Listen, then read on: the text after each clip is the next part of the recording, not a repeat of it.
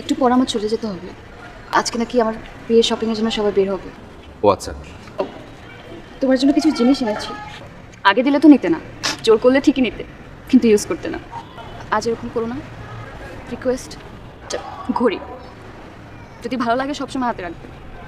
এটার মধ্যে একটা পাওয়ার ব্যাংক আছে। সারাদিন তুমি বাইরে বাইরে থাকো, ফোনের চার্জ শেষ হয়ে যায়, তোমাকে ফোনে না পেলে তো তোমার ফ্যামিলি টেনশন করবে। এটাও সবসময় সাথে রাখো।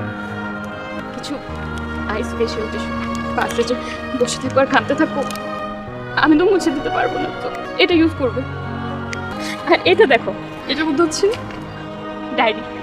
আমার সাথে যদি কখনো কথা বলতে ইচ্ছা করে ডায়েরিতে লিখে রাখবে। হুট করে একদিন এসে ডায়েরিটা চেয়ে বসবো, তখন তোমার সব জমানো কথাগুলো পড়ে ফেলবে। আমি তোমার জন্য কিছু জানলাম না। কে বলেছে? এনেছো তো। এই যে আজকের দিনটা তোমার কাছ থেকে তো এটাই চেয়েছিলাম আমি। আমাকে যেতে হবে। শুনো, নিজের যত্ন নিবা, ভালো থাকবা, সবার সাথে ভালোভাবে থাকবা। আমি আসি তাহলে।